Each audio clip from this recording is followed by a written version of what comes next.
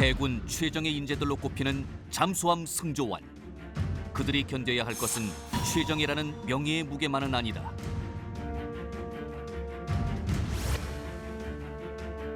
잠수함 승조원은 좁고 밀폐된 공간에 갇혀서 수십 일을 버텨야 하는 것은 물론 공기도 물도 마음껏 마실 수 없으며 수많은 임무를 수행하면서도 마음껏 움직일 수도 없고 소리도 내선 안 된다.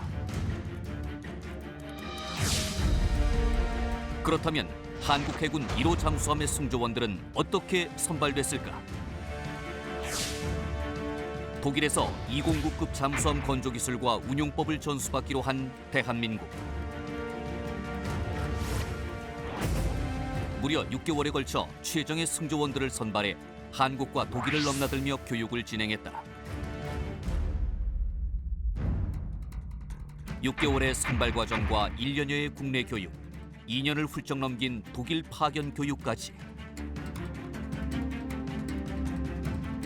그 시간 동안 한 배에 탄 듯 똘똘 뭉쳤던 장보고함 승조원들. 장보고함의 승조원 선발과 교육, 그리고 1호 잠수함 인수에 얽힌 생생한 이야기를 들어보자.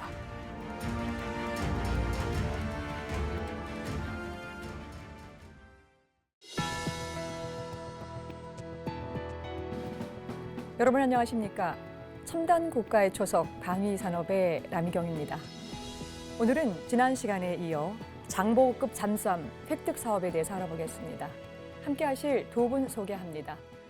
먼저 장보고함의 인수함장과 초대함장을 역임하신 안병구 제독 나오셨습니다. 안녕하십니까. 해군 예비역 준장 안병구입니다.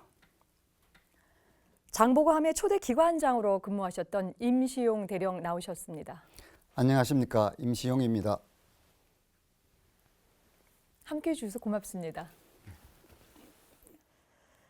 이제 많은 시청자가요, 잠수함의 승조원들의 생활에 대해서 이제 궁금해합니다. 지난 시간에 잠수함 승조원의 선발 조건에 대해서 굉장히 까다롭게 또 이 신체 조건이 중요하다는 얘기를 이제 들었는데요. 이 잠수함의 승조원들이 견뎌야 하는 것이 일상적인 생활과는 다르게 굉장히 어려움이 좀 많이 있을 것 같은데요. 실제 이제 어떤 상황을 맞닥뜨렸을 때 힘든지 좀 실생활이 좀 궁금하거든요. 임시용 대리님께서 좀 말씀해 주시죠. 네, 잘 알겠습니다. 먼저 제가 오늘 잠수함 모형을 가지고 왔습니다. 잠수함은 이렇게 지금 좁은 공간에서 여러 명의 승조원들이 함께 생활하고 있습니다. 예. 그러다 보니까 승조원 생활을 살펴보면은 밀폐된 공간에서 여러 사람들이 함께 생활하고 있어서 나만의 개인적인 공간이 상당히 없습니다. 예. 그리고 개인 사무를 보관할 수 있는 공간도 극히 제한되기 때문에 아주 협소합니다. 또한 좁은 공간에서 여러 사람들이 함께 공유를 함에 따른 생활에 불편한 점이 있습니다. 또한 함내 오염된 공기를 통해서 호흡을 하다 보니까 생활하는데 좀 어려움이 또 가중되고 있는 그런 실정입니다. 다음으로 이제 승조원 구성면에서 보면은 최소한의 정예요원으로 구성을 하다 보니까 병은 구성되지 않고 장교와 부사관만으로 구성됩니다. 그러다 보니까 각 개인에게 다양한 업무가 부여되고 또한 개인적으로 부여되는 부하가 높게 나타납니다. 그러다 보니까 해군에서 3D 업무에 속합니다. 그래서 승조원들이 자원하는 사람이 적어가지고 인력 운영에도 어려움을 갖고 있는 그런 실정이 되겠습니다. 다음으로 이제 잠수함에 대해서 살펴보시면은 잠수함 자체는 위험한 것은 아니고, 왜냐하면은 건조할 때 여러 가지 안전 요소를 고려해가지고 다 설계 건조되었기 때문에 잠수함 자체는 위험하다고 보지 않습니다. 다만 잠수함이 운용하는 환경 조건이 3차원 기동을 하다 보니까 거기서 여러 가지 위험한 요인을 발생할 수 있는 기회가 많다고 보시면 더 좋을 것 같습니다. 위험한 요인에 하는 것은 수중 항해 시에는 수중 물체와 충돌이라든가 어망줄에 걸린다든가, 그 다음에 부상하면서 수장 표적하고 또 충돌한다든가, 또 뭐 화재 발생이 있다든가, 이런 등등의 경우에 있어서 그런 위험한 요인이라 할 수 있겠습니다. 이상입니다. 예. 이제 그 승조원 구성 자체가 이제 장교와 부사관으로 되어 있고 기본적인 이제 임무도 있는 상황에서 또 밀폐된 공간에 있어서의 일상적인 생활이 굉장히 이제 좁은 공간 내에 있어서 이제 어려움이 좀 있을 것 같은데요. 네, 이제 수상함 역시 한정된 공간이기 때문에요. 이 육상에서 볼 수 없는 여러 가지 독특한 이제 이런 수상 문화가 좀 자리 잡혀 있는데요.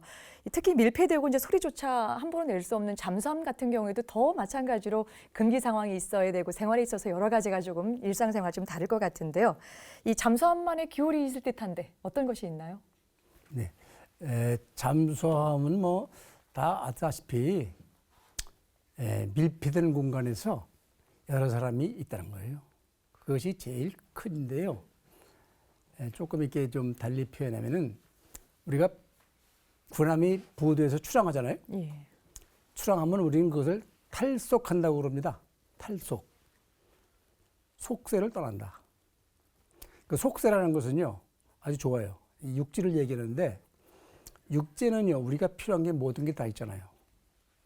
모든 사람들이 있고, 건물도 있고, 차도 있고, 뭐 카페도 있고, 뻗바리 바켓도 있고, 모든 게 다 있는데, 그거를 부두를 떠나는 순간에 그것들과 이별합니다. 그걸 우리는 탈속이라고 그러는데, 탈속하더라도 잠수함 입장에서 보면은 탈속하더라도 그 바다 위는 참 좋아요. 태양도 보이고 구름도 보이고 하늘도 보이고 무엇보다도 제일 좋은 게 공기가 맑아요.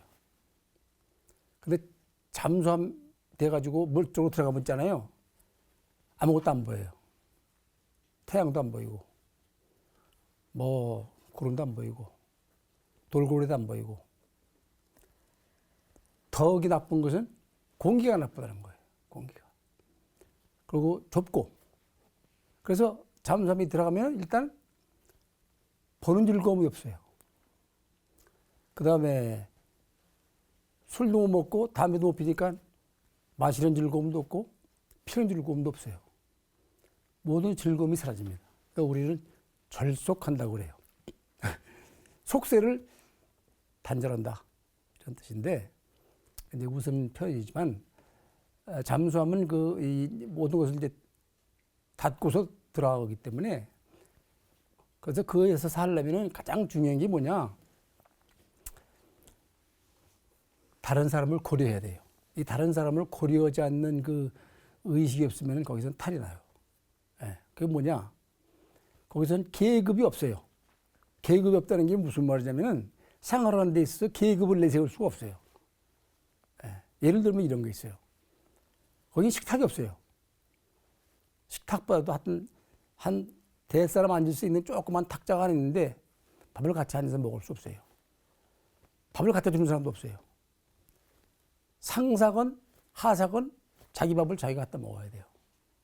이런 걸 우리는 그 계급이 없다고 그럽니다. 근데 잠수함 생활에서 금기라면 권위를 내세우면 안 돼요. 내가 상사인데 밥그릇을 들고 다니나 이런 의식까지는 잠수함 생활을 못하죠. 또 내가 장교인데 내가 밥그릇을 들고 다니나 함장도 필요하면 밥그릇을 들고 다녀야 돼요. 함장도 서서 밥을 먹어야 돼요. 아니면 더 승조원들보다 더 어려운 생활을 해야 돼요. 승조원들은 앉아서 식탁에 앉아서 밥을 먹을 수 있고 하다못해 뭐 바닥에 앉아서 밥을 먹을 수 있지만 함장은 잠수함 잠만경을 옆에다 끼고 옆에서 밥을 먹어야 될 수도 있어요. 그런 것은 우리가 뭐라고 표현하냐면 거기서 계급을 내세우면 안 돼요. 수상함 타던 사람들이 가끔 배에 와가지고 깜짝 놀래요. 상사가 밥그릇 들고 다니니까. 상사는 수상함에서 그 주사병이 바깥에 줘야 먹어요. 근데 우리는 그렇게 못 옵니다. 환경도 그렇게 돼 있지 않고 그럴 수가 없어요. 그래서 이 좁은 공간에서 건장한 남자들이 지나는데 필요한 것은 뭐냐? 타인을 고려해야 되고 두 번째 자기 권위를 세우면 안 돼요. 그렇다고 뭐 군대가 뭐 상하가 없는 게 아니고 그러면서도 질서를 지켜야 되는 그것이 아마 다른 사람은 이해를 못하겠지만 마치 그 가족 같은 거죠. 가족에서 아버지가 계급장 안 달고 있어도 권위는 있잖아요. 예? 아버지가 더 힘든 일을 할 수도 있고. 막 그렇게 말씀드리면 좀 이해가 빠를까? 그렇게 저는 얘기하고 싶네요. 네, 알겠습니다. 네, 특이한 또 생활 문화, 탈속, 절속. 또 지금 말씀하셨던 것처럼 무계급 속의 계급. 이게 그 규율이 잡히듯이 않는 것처럼 보이지만 실질적으로는 굉장히 보이지 않게 어떤 권위로서 자리 잡아가는 그런 독특한 문화가 있다고 지금 소개해 주셨는데요. 이제 또 하나는 이제 경험이 없는 우리 시청자들이나 저를 포함해서요. 보통 이제 수압이 존재한다는 건 알고 있지만 그것이 얼마만큼 이제 이렇게 위협적인 요인으로 오는지는 지금 잘 알 수는 없습니다만은 그런 측면에서 우리 임대령님께 좀 질문을 좀 드리겠는데요. 이 잠수함이 실제로 이렇게 내려받는 수압이 좀 선체에서 받는 수압이 좀 어떻고요. 또 실제 들어가서 승조원들의 역할마다 각각의 이제 다리 좀 달려진 부분에서 하기 때문에 그 느낌이 좀 다를 것 같은데 어떻습니까? 예.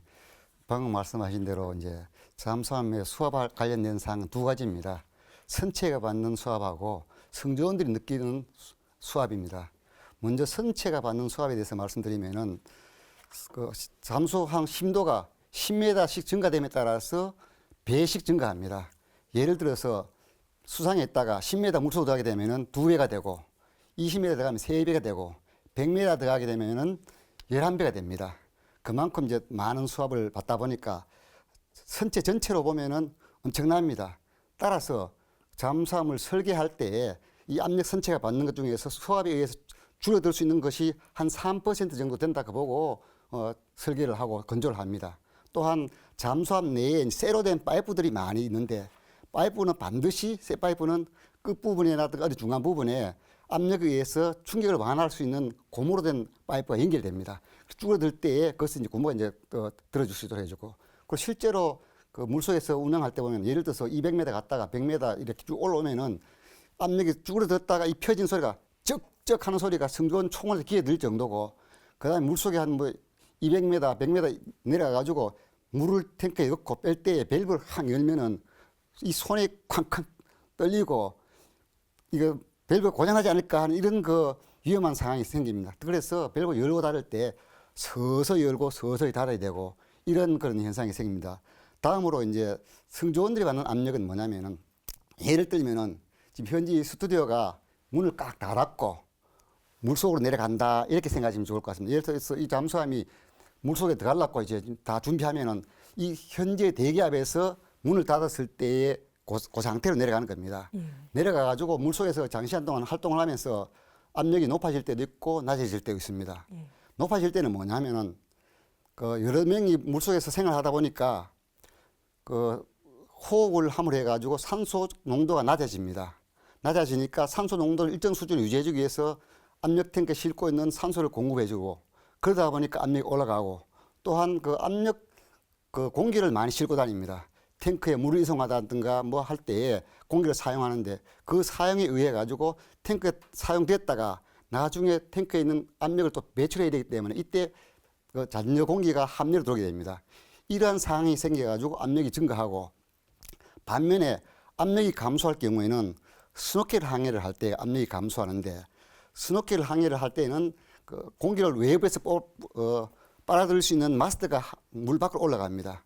물 밖에서 공기가 들어가서 디젤 엔진을 작동시키도록 주는데 디젤 엔진을 작동하다 보면은 디젤 엔진이 필요한 공기하고 함외에서 들어오는 공기와 비교했을 때 항상 조금씩 부족하게 됩니다. 그러다 보니까 함내에 있는 공기가 같이 빨려 들어가 디젤 엔진은 소모해버립니다. 그러다 보니까 함내 압력이 낮아지고 예를 들어서 함외에서 공기가 빨려 들어오던 공기가 차단이 돼가 어떤 원인에 차단돼 가지고 디젤 엔진이 돌아가고 이럴 경우에는 함내에 있는 공기를 확 빨아들이기 때문에 기압이 엄청나게 떨어집니다. 뭐 900, 850 이렇게 막 떨어집니다. 순식간에. 이럴 경우에 대비해 가지고 물론 안전장치도 되어 있습니다만은 이렇게 많이 압력이 떨어지게 되면은 승조원이 상당히 치명적이 될 수 있습니다. 이런 경향이 있고 또 한 가지는 그 부상할 때 함내에서 일정 공기 압력 유지하다가 부상을 해가지고 함장님이 제일 먼저 이제 그 함교에 올라가셔야 되니까 그 함교에 올라가는 통로에 있는 햇질을 열어야 됩니다. 햇질 열기 전에 반드시 함 바깥하고 함내하고 공기 압력을 동일하게 만들어 놓고 이제 햇질 열고 나가야 되는데 그것을 제대로 안 하고 함장님이 올라가시다가 문을 딱 열고 올라가다 하면 힘으로 이제 열었을 경우에 햇지가 갑자기 탁 압력에서 열리면서 함장님은 바깥으로 나가 물에 빠질 수 있는 그러한 경우가 있겠습니다. 이상입니다. 말씀 잘 들었습니다. 여러분께서는 지금 첨단 국가의 초석 방위 산업을 시청하고 계십니다. 잠수함은 물속에 들어가는 동시에 엄청난 수압을 견뎌야 한다. 만약 선체에 작은 문제만 생겨도 수압을 견디는 힘이 무너져 대형 사고로 연결되기 쉽다. 이렇게 물속에서 사고가 나게 되면 1차적으로 승조원을 구조하고 다음으로 선체를 인양하는 것이 원칙이다. 그렇다면 승조원은 어떻게 구조할 수 있을까? 우선 수심이 비교적 얕을 경우에는 맨몸으로 혹은 비상탈출복을 입고 스스로 탈출하는데, 이 경우 잠수함에 마련된 탈출실을 거친다. 탈출실 안에 들어가 외부와 동일한 수압을 만든 후 해치를 열고 탈출하는 것이다. 깊은 수심에서 잠수함 사고가 발생했다면 잠수함 구조함의 도움을 받아야 한다. 잠수함 구조함에는 SRC, 즉 구조 챔버 또는 DSRV라 불리는 심해 구조 잠수정을 적재하고 있으며 감압 챔버 또한 보유하고 있다. 구조 챔버를 이용하는 방법은 잠수함 구조함과 조난 잠수함 사이를 선으로 접합시킨 다음 통로를 통해 승조원들을 구조해낸다. 심해 잠수정은 한 단계 진화한 장비로 조난 잠수함을 스스로 찾아간다. 심해 잠수정을 크레인으로 들어 하강시킨 다음 잠수함 탈출용 해치에 접합시킨 후 잠수함 해치를 열고 승조원을 이송시키는 방법이다. 심해 구조 잠수정은 자체 항해 능력이 있어 해상 상태의 영향을 크게 받지 않고 작업할 수 있다는 장점이 있다.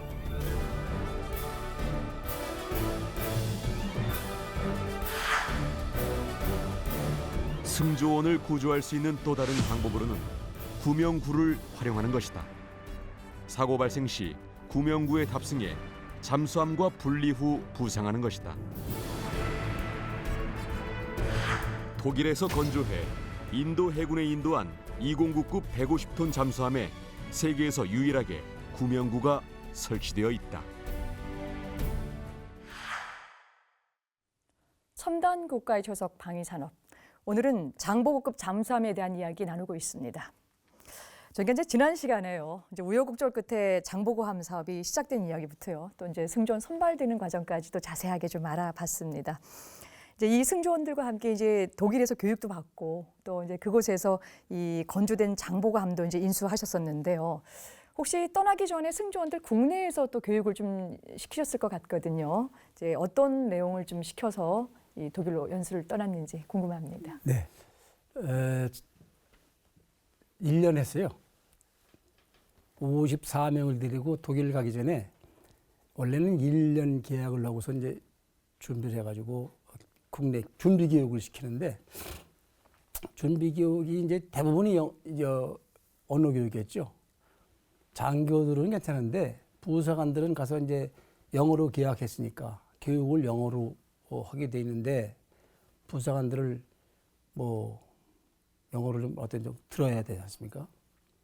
그래서 대부분 시간을 이제 영어 교육을 할당했는데, 그 중에서도 이제 그 외에도 이제 물이라는 것을, 수상함만 탔던 사람들이니까 물이라는 것을 좀 느끼기 위해서 수중 탈출 훈련도 시키고 스쿠버 훈련도 시키고 뭐 여러 가지 그런 건 한 뭐 몇 주일에 끝나지만, 거기다가 이제 기초 컴퓨터 교육도 시키고 잠수함 기초 지식도 뭐 시키고 그랬는데, 하여튼 대부분은 영어 교육을 했어요. 영어 교육을 하는데, 저는 이제 그때 이제 중령 때인데 54명을 데리고 이제 교육을 하다 보니까 처음에는 이제 좋았어요. 잠수함 인수하러 간다니까 뭐 전부 다 좋아하죠. 뭐 이 뽑혔으니까 또 그것도 무지하게 힘들게 뽑았으니까. 그래서 어떤 그 초기의 그 어떤 그 분위기 때문에 상당히 좋았는데, 점차 이제 그 상세 교육을 들어가니까 함장으로 볼 땐 걱정이 한두 가지가 생기는 거예요. 뭐가 생기느냐? 자, 이제 독일에 가서 2년 동안 가족 떨어져서 교육만 받는다. 또 지나다 보니까 뭐 처음에는 몰랐는데 주위 사람들이 야, 너 왜 잠수함 타느냐 거기 말에 가면 사고 생긴다는데 뭐 그런 얘기 그러니까 한 6개월 이상 지나니까 면담을 요청해 와요. 승조원들이 교육을 하는데 그래서 면담을 들어보면 저 잠수함 안 타고 그냥 수상함 타는 대로 가겠습니다. 이런단 말이에요. 예. 그게 이제 한두 명 생기니까 저는 함장 내정자로서, 근데 함장이 아니고 내정자로서 이 사람들 그렇게 힘들게 뽑았는데 잘 데리고 가서 교육을 받아야 되는데 이 한 사람이라도 빠지면 이게 일이 생기거든요. 다시 뽑아야 되면 그 작업을 또 교육 중단하고서 할 수 없고 그래서 저런 입장이 한두 사람 그런 말 생기니까 아주 고민스러웠고 교육이야 뭐 사실 1년 부사관들 영어 교육 잘해가지고 뭐 가서 강의를 잘 들으라고 생각하지만 그래도 조금 도움을 위해서 했는데 교육이 진행되면서 1년이 그렇게 길더라고요. 네. 그런데 제가 또 좀 힘들었던 것은 중간에 또 연기가 됐어요. 한 4개월. 그래서 89년 7월 달에 공부를 시작했는데 국내에서 모아가지고 우리끼리만 이제 영어 교육 시키고 뭐 스쿠버 필요하면 그쪽에 부대 합체해가지고 보내서 시키고 그랬는데 깎아서 이제 1년을 채워가는데 거기다 대는데 또 연락이 오더라고요. 왜? 공정이 지연돼가지고 승조원 교육을 시작할 수 없으니 4개월 늦게 와라. 저는 아주 그 4개월을 지내느라고 아주 힘들었습니다. 왜냐면은 자꾸 이탈자가 생기려고 그러는 거예요. 주위에서 듣는 정보도 있고 뭐 여러 가지 문제가 생길 것 같으니까 잠수함 승조원 지원하는 거 취소하고 돌아가겠다고 하는 사람이 있어가지고 나 그것 때문에 아주 잠수함 함장으로서 고심했던 것밖에 생각 안 납니다. 예. 알겠습니다. 사전 교육이야 내용대로 좀 진행을 하면 되겠지만 승조원들이 분열되고 나가는 이런 것들이 또 이제 지휘관 입장에서도 굉장히 중요하게 또 이제 마음에 좀 남으신 것 같은데요. 마찬가지로 이제 임시용 대령께서도 초대지 기관장을 이제 맡으신 만큼 국내에 이제 그 교육 돌아가셨을 때 좀 마음가짐이 좀 달랐을 것 같은데요. 그 교육 기관 중에 어떤 좀 소개할 만한 일화가 있으면 좀 말씀해 주시죠. 예. 국내 교육 과정 중에서 이제 저희들 가장 어려운 사항은 그 장비에 대한 교재가 부실해 가지고 어려운 것이고 그다음에 이제 전문가가 없어 가지고 잠수함에 정확히 알아 가지고 가르쳐 주는 사람이 있어야 되는데 미흡한 교재를 가지고 서로 자체적으로 연구를 해 가지고 서로 가르쳐 주고 이렇게 하다 보니까 그것이 가장 어려웠던 것 같고 다음으로는 이제 그 비상 탈출 훈련할 때 탈출 시설이 10m까지 돼 있는데 단계적으로 하도록 돼 있었습니다. 그래서 3m, 5m, 7m, 10m 그 수심 간격으로 이제 훈련을 하는데 저 같은 경우에도 여러 번 훈련을 받아가지고 전혀 그 두려움이라든가 그 어려움이 없었는데 불구하고 7m 더 갔다가 나오면서 완전히 공기를 이제 배출하지 않고 나오는 바람에 가슴이 답답하다는 것을 느꼈습니다. 그런데 다시 이제 10m 더 갔다가 나옴을 해가지고 잔여 공기를 완전히 배출하고 나니까 그것이 해소가 됐습니다. 그런 점이 있었고 그다음에 교육 전 기간 동안에 저희 안재도님께서 그 전에 해외 생활도 하셨고 해가지고 독일 가면 해외 생활하면서 이러이러한 것들이 어려움이 있을 것이다 해가지고 그것을 예측해가지고 교육자 중에서 이제 이발사 교육도 시켜가지고 이발할 수 있도록 하고 그다음에 저희도 혼자 가가지고 오랫동안 생활을 해야 되니까 김치 담는 법이라든가 조리하는 법 이런 것들도 또 이렇게 저녁 시간을 이용해가지고 그 교육할 수 있도록 해주고 그다음에 또 틈틈이 체력 단련 훈련도 하고 그런 것들이 좀 기억에 좀 많이 남는 것 같습니다. 이상입니다. 이렇게 이제 승조원들과 또 이런 기관장들에서 각각이 또 생활을 좋게 해나가는 반면에 우리 또 안병구 제도께서는 함장으로서 승조원들이 밖으로 뻗쳐가지 않고 하나로 이렇게 공동체 의식을 가질 수 있게끔 많은 노력을 좀 해오신 걸로 알고 있는데 그 이야기 좀 들려주시죠.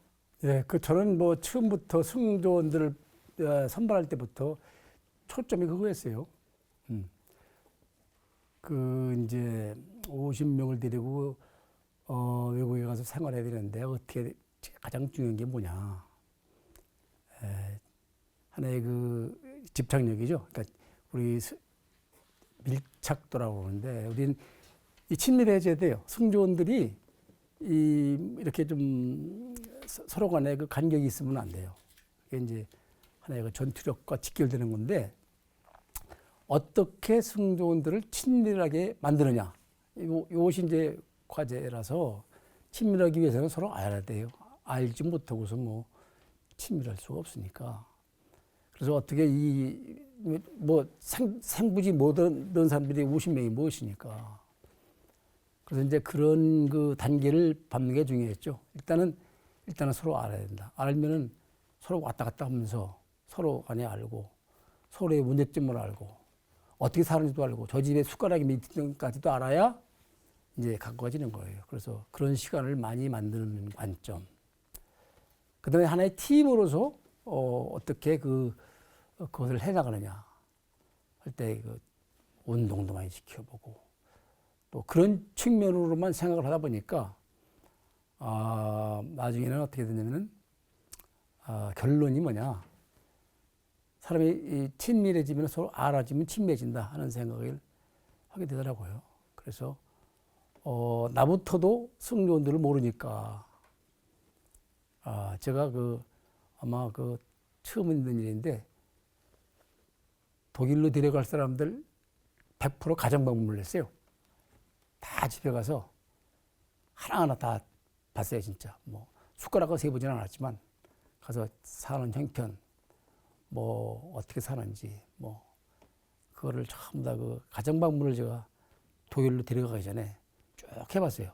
해서 이제 저런 사람이다 이해를 하고 또 승조원끼리도 이제 이렇게 교류 방문을 많이 시키고 그랬는데 한 2년 동안 이제 승조원들 데리고 와서 교육을 받으면서 독일에 있는 동안은 전혀 아무도 없었어요. 승조원들이 너무나 잘 협조해주고 잘 따라주고 그래서 내가 전번에 뭐 인북이라고 하는 말로 표현했나 그 말로 표현하는데 창군인에 54명을 데리고 가서 교육받은 일도 없었고 또 무사하게 아무 일도 없이 돌아온 일도 없었어요. 앞으로 아마 없을 것 같아요, 그런 일은. 예. 그래서 행운이죠. 예. 저도 이제 승조원들이 국내 교육에서 일일이 또 이제 각 후보 방문해서 가정 방문을 해서 이제 파악을 하시고 이번에는 이제 사전 교육을 다 마치고 이제 독일로 이제 떠나셨거든요. 그러니까 독일 교육을 조금 이제 알고 싶은데요. 적지 않은 인원, 지금 좀 말씀하셨던 것처럼 54명의 인원을 끌고 가서 해야 하는 상황이 쉽지 않았을 것 같거든요. 그래도 가시면서 가장 걱정이 됐던 부분들은 어떤 점이 있었습니까? 갈 때 정말 제일 기분이 좋았어요. 1년 동안 계획을 하고서 국내 교육을 시작했는데 막 6개월 지나니까 막 이탈자가 나오려고 그러고 막 가까스로 이제 1년을 버텼는데 또 4개월 연기된다니까 이거 이제 큰일 났구나 생각이 나는데 그 4개월도 간신히 견디고서 승조원을 끌고 비행기 탈 때 그 홀가분하면 이루 말할 수 없어요. 이제 모든 게 다 이제 고민이 없어진 줄 알았는데 고민이 더 생기는 일이 벌어졌지만은 그때는 정말 후련하더라고요. 독일만 가면 내 일은 끝났구나 했는데 그 인원들을 데리고 와서 이제 더 골치 아픈 일이 벌어졌지만은 결과적으로는 이제 아무 일 없이 왔지 않습니까? 그래서 참 그걸 35년이 지났지만 참 감사하다고 생각하고 있죠. 지금도 우리 승조원들 만나면 참 고맙죠. 국내에서 교육받는 그 무렵에 있어서 이제 4개월 연장되는 그런 것들이 마음 졸이셔서 오히려 비행기 타고 가는 그 순간에는 홀가분하게 이제 가셨다는 말씀을 좀 주셨는데요. 이제 구체적으로 독일에서 이제 어떤 교육이 있었고 훈련을 하셨는지 궁금한데요. 이번에 이제 임 대령님께서 말씀을 좀 주시죠. 장고감 사업을 추진하면서 중요한 목표는 장고감을 획득하는 것과 동시에 잠수함 건조 및 시운전 능력, 그 다음에 잠수함 운용 능력, 잠수함 정비 능력을 동시에 확보해야만 했었습니다. 그런 목표를 가지고 이제 교육을 실시했는데 독일 교육은 크게 3가지로 나눠집니다. 건조 교육, 운용 교육, 정비 교육 이렇게 3가지로 나눠지는데 건조 교육은 조선소 요원이 하고 운용 교육 및 정비 교육은 해군에서 이제 요원들이 담당을 했어야 되는데 저희 승조원들은 그 중에서 운영 교육을 이제 저희들 맡겨졌었습니다. 그리고 운영 교육을 보면은 이제 독일에서 또 세 가지로 나눠집니다. 독일 해군 교육, 조선소 요원에 의한 교육, 그다음 장비 제작사 교육, 이게 세 가지 나눠지고, 독일 해군 교육은 또 보면 다시 또 세 가지 나눠지는데, 그 잠수함 기초 이론 교육, 독일 잠수함 승조 실습, 그다음 각종 훈련 장비를 통한 그 실습, 이렇게 나눠집니다. 이것이 이제 건조 과정에서 이루어지고, 그다음 건조가 다 되고 나서는 약 5개월 동안 그 독일 북쪽에 있는 그 북해에서 저희들이 실제로 잠수함을 가지고 운영 교육을 받았습니다. 이때는 그 조선소 요원에 의해서 2개월간 장비 운용 숙달 훈련을 받았고, 또한 2개월 후에는 3개월 동안 독일 해군 교관에 의해서 잠수함 운용 및 작전 전수 훈련을 받았습니다. 그렇게 받음을 해가지고 저희들이 잠수함 운용 능력도 확보하고 또 자신감도 가질 수 있게 되었습니다. 이상입니다. 맞아요. 촘촘하게 교육을 이제 이렇게 받고 또 진행되신 게 느껴지는데요. 근데 제동님, 그러면서 이렇게 낮에는 열심히 교육을 받고 다시 이제 숙소로 돌아오셔서도 이 우리 장교나 부사관들은 쉴 틈이 없이 또 바빴다고 하는데 어떤 그렇죠. 일입니까? 여기서 한 1년 넘게 그 영어 교육을 시키고 갔는데 강의를 들을 정도는 안 되잖아요. 그러니까 교육을 좀 시킨 다음에 이렇게 점검을 해보니까 부사관들이 잘 못 알아듣더라고요. 예. 집체 교육을 하고 그러는데, 그래서 어떻게 우리 장교들이 그때 한 19명 있었는데 어떻게 교육을 하느니, 장교들이 교재를 받아서 그날 교육 공부한 거를 속달로 번역해가지고 부사관들한테 주자. 이 방법밖에 없다. 이렇게 이제 그 장교들이 이제 의견을 모았어요. 그래가지고 그걸 매일 나오는 그 교재를 19명이 나눠서 번역하는 거예요. 나눠서 몇 장씩. 근데 그걸 뭐 100% 번역하는 게 아니고 그 요약 번역해가지고 써주면은 부사관들이 옆에서 그걸 이제 워드로 쳐가지고 부사관들이 이건 잘하니까 치면은 또 옆에서는 또 그걸 복사해가지고 하루 저녁에 교재 번역본이 나오는 거예요. 예. 그게 참 그 우리 독일에 있으면서 잊어지지 않는 일인데 그 방법밖에 없는 거예요. 그렇지 않으면 뭐 부사관들이 앉아서 그냥 교관들 쳐다보는 것밖에 안 되니까 이해를 시켜서 어떻게든지 가야 되겠는데 그 방법밖에 없어요. 그러니까 매일 저녁 장교들이 숙소에 있다가 앉아서 사무실 와가지고 그냥 나눠가지고 몇 장씩 나눠가지고 막 요약 번역하면 옆에서는 넘기면 꼭 신문사 편집시 같아요. 이렇게 오면 넘기면 다시 차가지고 한쪽에서는 복사해가지고 부상한 수만큼 재본해가지고 이제 나눠주고 그 플러스 한국에서 배가 짓고 있으니까 입원함 건조되고 있으니까 입원함 승조원들한테 보내가지고 한국으로 보내가지고 이거 공부해라 해가지고 그러다 보니까 장교들이 이제 바쁜 거죠. 예. 매일 저녁에 먹고서 해야 되니까 그 말씀을 하시는 것 같은데 그래서 좀 바빴습니다. 예. 그러니까 독일 내부에서 교육 받는 것도 또 중요했지만 또 우리 부사관들과 또 그 입원함을 건조하고 있는 국내 상황에 있어서도 전달하는 역할을 하셨단 말씀을 좀 주셨는데요. 임대령님, 그러면서 이제 독일에서 이제 받은 교육 중에 뭐 인상이 깊었다거나 아니면은 이후에 그런 것들이 뭐 함을 운용하는 과정에 있어서 뭐 도움이 됐다라고 하는 부분들을 조금 소개해 주시죠. 예. 제가 독일에서 이제 교육훈련 받으면서 인상 깊었던 두 가지를 말씀드리고 싶습니다. 첫 번째는 저희들 독일 해군 조원에 의해서 이제 교육을 받을 때였습니다.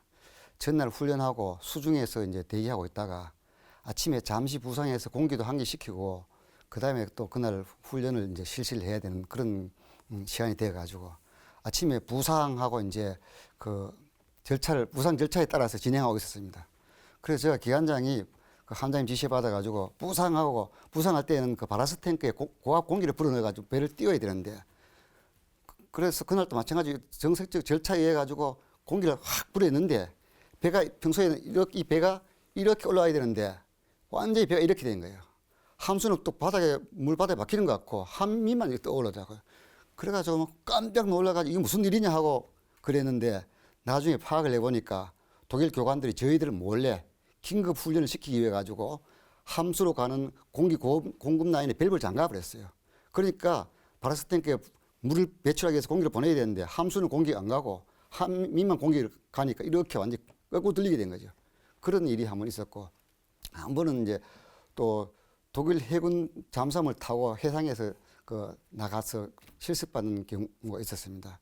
그때 한 번은 이제 스노켈 항해를 한다고 독일 해군에서 막 스노켈 항해 준비를 시키더라고요. 스노켈 항해라고 하는 것은 요 마스터에 있는데 요 스노켈 외부로 들어온 공기 파이프하고 그다음 잠만경하고 두 개만 올라가고 나머지는 다 물속에 이렇게 잠겨 있는 수준이 되겠습니다. 예. 이렇게 담겨 있는데 스노켈 항해 시작하면서 디젤 엔진을 확 트니까 그 폐기가 바깥으로 배출돼야 되는데 바깥으로 배출 안 되고 함내로 배출돼 가지고 함내가 순식간에 깜깜해져 아무것도 보이지도 않고 폐기도 그대로 호흡해야 되고 이러한 경우가 생겼습니다. 그래가지고 독일 함량도 방법이 없으니까 엔진을 급히 비상차단 시켜야 정지시키고 배가 그대로 부상을 해가지고 공기를 이제 배출하고 이렇게 해가지고 하는 그런 경우가 있었습니다.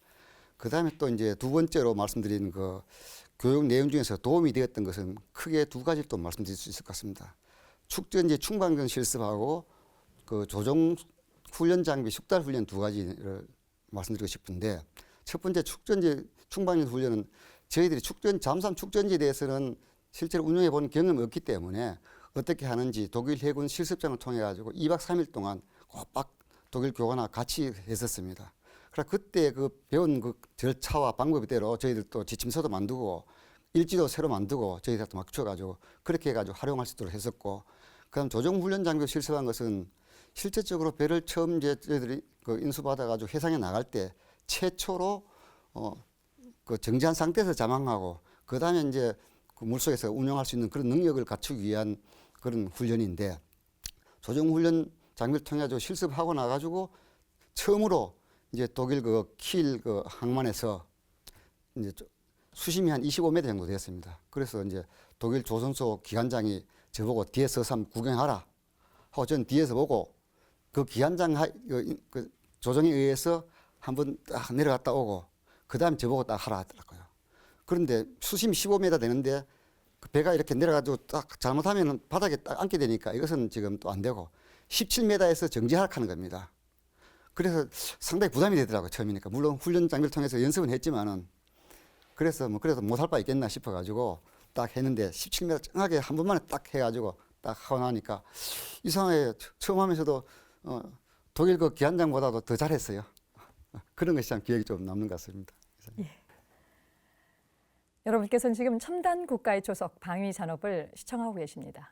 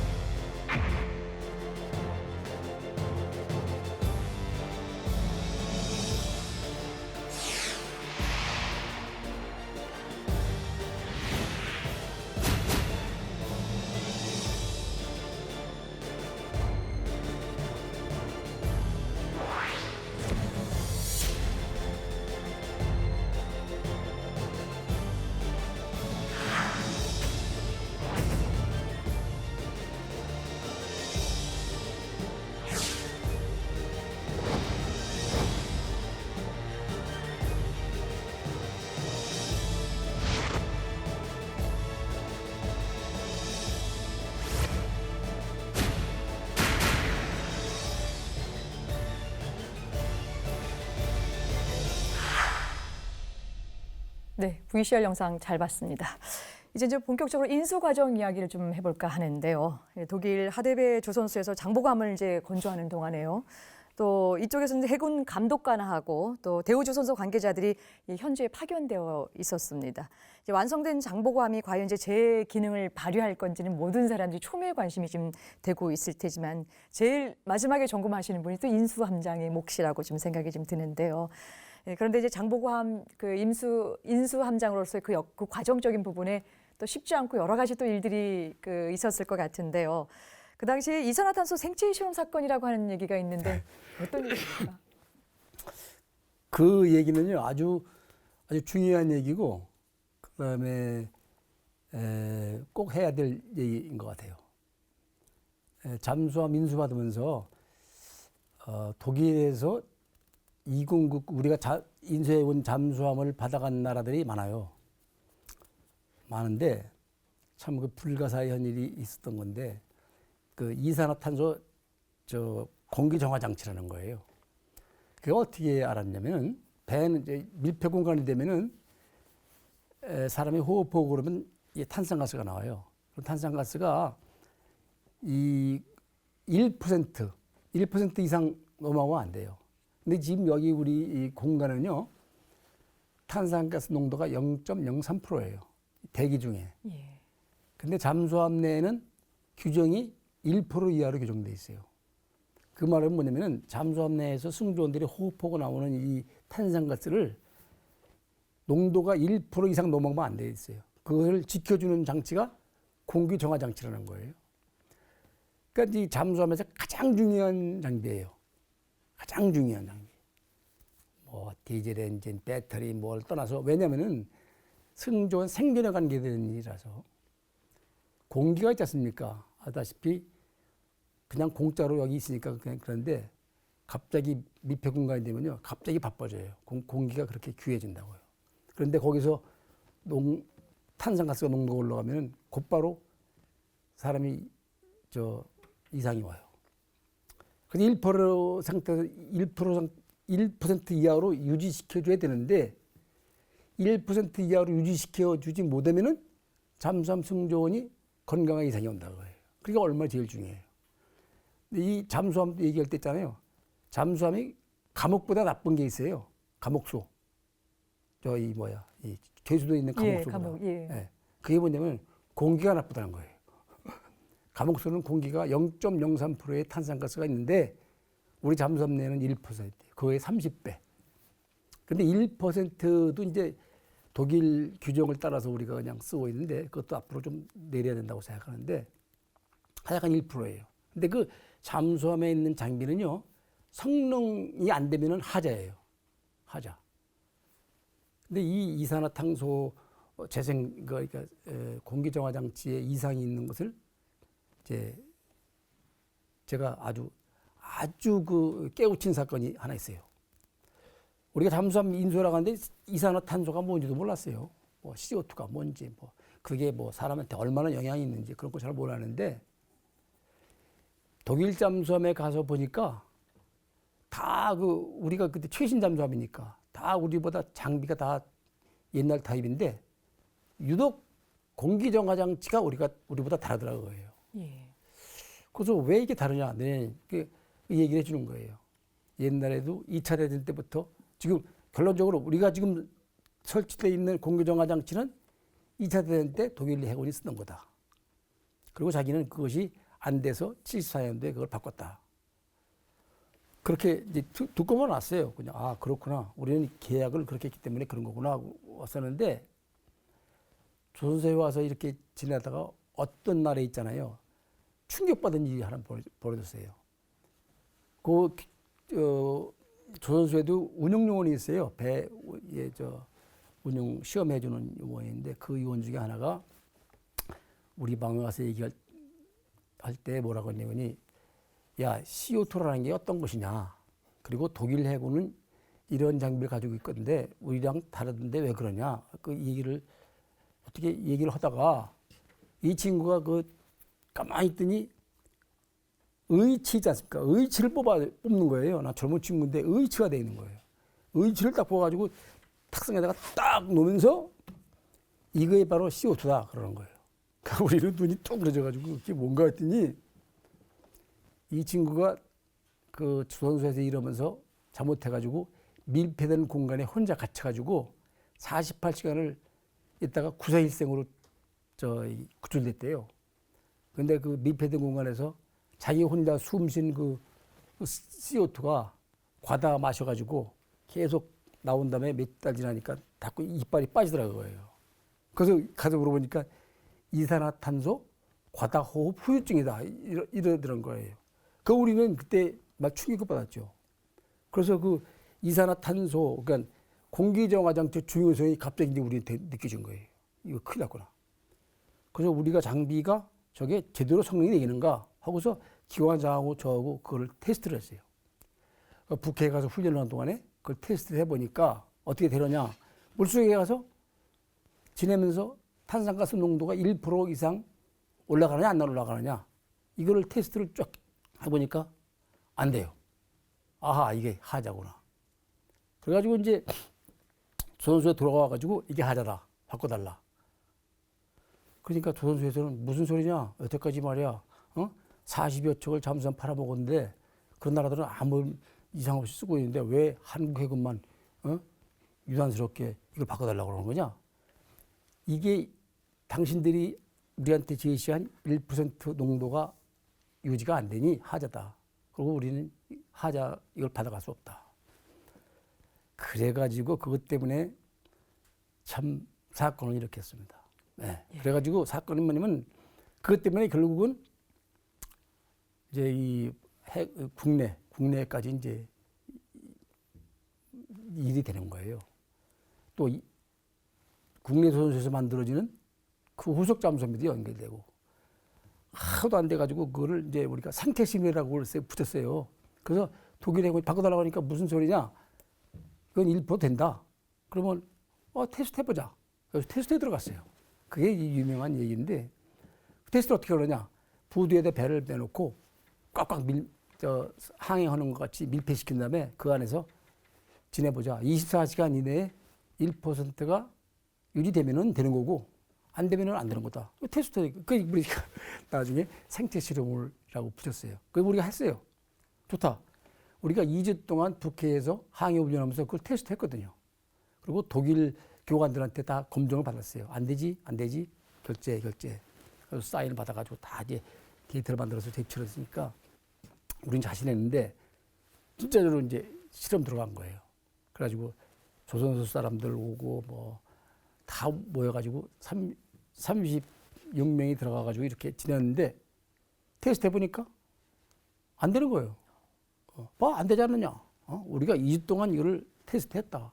안 됐다. 그러니까 난리 난 거예요. 언제까지 팔아먹은 잠수함에 함량 기다린 공기정화 장치가 나갔다는 것이 되는 것이고 보통 일이 아니죠. 독일 잠수함으로서. 이게 한국 해군 승조원들이 뭘 하니 어떨 수도 없는 거예요. 그러니까 나중에 해보니까 1차 실험 결과를 해보니까 그 정화장치에 문제가 있었다 하는 것이 밝혀졌어요. 무슨 문제냐? 그게 이제 좀 시간이 많으면 좀 자세한 설명하겠는데 소다라임 공기정화장치라고 수산화 나트륨이 들어있는 그 이만한 박스를 공기 그 통풍가 중간에다 해가지고 공기가 통과하게 해가지고 거기서 이제 CO2가 걸러지게 하는 그런 장치예요. 그 알맹이가 수산화 나트륨이야. 근데 독일 해군들을 가진 게 뭐냐면은 리튬 필터라고 리튬으로 된 그 미세 그 금속 세세한 걸 필터를 만들어 가지고 쓰는 그 방식이 다른 거예요. 아주 현대화된 건데 우리가 지금 그것은 옛날에 2차 대전 때 말기에 독일 해군이 만드는 걸 여태까지 그냥 다른 해군한테는 팔고 자기 나라 해군은 좋은 걸 쓰고 있는 거예요. 그래서 우리가 보니까 그 나트륨이 함량 미달이었다. 이렇게 나왔어요. 1차 시험 보니까. 그게 무슨 말이냐. 터미널, 이 통풍관 중간에 터미널에다 넣는 그 수산화 나트륨 박스에 있는 양이 덜 담겨 있더라. 그렇게 판명이 된 거예요. 보니까 그러면 여태까지 우리한테 준 게 불량품이었더냐. 판명이 된 거예요. 그러니까 그 납품 회사에서 이제 또 적은 거예요. 달아보니까 역시 함량 미달이야. 300g이 부족해. 300g 채워서 하자. 그것도 이제 조선소에서 나왔죠.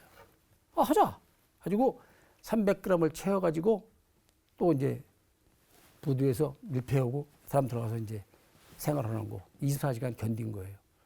해보니까 또 안 되는 거예요. 그래서 결국은 이제 우리가 하자로 낸 그것이 맞았다는 것이 됐는데 함장으로서 그 아주 고민이 되는 사건이 뭐였냐면은 그때 이제 초기에 말씀드렸다시피 배 건조가 많이 늦어졌어요. 예. 처음에는 5개월 늦어졌다가 9개월 늦어졌다가 한 10개월까지 이제 건조가 늦어지면서 여러 가지 문제가 생기는데 한국에서는 야, 배 지금 일본 잠수함이 지금 만들어지고 있다는데 왜 계약까지 끝나도 왜 배가 안 오느냐 가지고 이제 난리가 났고 배는 갈 수가 없고 근데 우리가 또 일을 일으켜가지고 더 연장이 돼가지고요. 독일 조선소에서는 그걸 안 바꿔주려고 그러는 거예요. 근데 가장 중요한 장비인데. 그래서 본부에서도 하다못해 야 그냥 받아라 이렇게 된 거예요. 그래서 나는 함장으로서 아니다. 난 못 받겠다. 그래서 결국 어떻게 되셨나요? 그래가지고 이제 본부하고도 싸우고 본부에서도 받으라고 그러는데 나는 못 받겠다. 조선소에서는 그냥 받아 못 받겠다. 그러니까 나중엔 하다못해 이제 나보고 이제 내가 문제가 된 거죠. 그래가지고 제가 그 건 때문에 규국 조치될 뻔했습니다. 근데 그게 뭐냐면 이제 결국은 제가 뭐라고 그랬냐면은 이 장비를 그냥 준다면은 우리는 자망을 못하는 잠수함이다. 이 말을 했어요. 그러니까 그 말 한마디가 해겔의 신마리가 됐어요. 그게 무슨 말이냐면은 자, 잠수함 승조원이 호흡에 관계되는 장비를 옛날 걸로 줘가지고 호흡을 제대로 못하게 한다면은 이건 자망을 못하. 자망하는 데는요 조건이 있습니다. 조건이라는 게 뭐냐면은 부상에 필요한 장비가 안 되면 자망하면 안 돼요. 말하자면 돌아올 수단이 미이면 안 되는 거예요. 그 중에서 특히 잠수함 승조원의 신변에 관계되는 장비는 이거 1번입니다. 그것이 안 되면은 아무리 해도 자망하면 안 됩니다. 그 조건이에요. 근데 그 1번이 중요한 장비가 그거란 말입니다. 그래서 나는 그거 안 되면은 자망 못 하는 거 아니냐? 그러니까 야, 한국 해군의 1번 잠수함을 말이야. 자망을 못 하는 잠수함을 주려고 그러냐? 그랬더니 독일 사람들이 그냥 까무러 쳐가지고 이게 무슨 말이냐? 우리가 50년 역사의 잠수함을 이렇게 팔아먹었는데 자망을 못 하는 잠수함이라고 그러니 너 그거 너무 명예훼손이다. 명예고소하겠다 이런 말까지 나와가지고 제가 아주 고뇌를 많이 하고 그랬었는데 결국은 바꿨죠. 네, 바꿨어요. 결국은 이제 그 스토리가 그 이산화탄소 생체 실험 얘기인데 그래서 우리들이 나중에 그걸 생체 실험으로 이름을 바꿨어요. 그래가지고 우리가 진짜로 그 되는지 안 되는지 이 몸으로 실험했으니까. 알겠습니다. 예. 결국 이제 우리 한국 승조원들이 마르타 실험 대상이 될지언정 마지막까지 끝까지 해서 네. 결국 바꾸게 됐다는 얘기를 네. 주셨습니다. 오늘 시간 관계상 좀 마무리합니다. 오늘 두 분 말씀 정말 잘 들었습니다. 첫 잠수함의 초대 함장과 기관장, 그야말로 우리 해군 함정 개발사의 중요한 페이지를 장식하셨던 두 분 모시고 이야기 나눠봤습니다. 다음 시간부터는 독일 하데베 조선소의 장보관 건조 사업에 대한 이야기 계속 나가겠습니다. 끝까지 함께해 주셔서 고맙습니다. 안녕히 계십시오.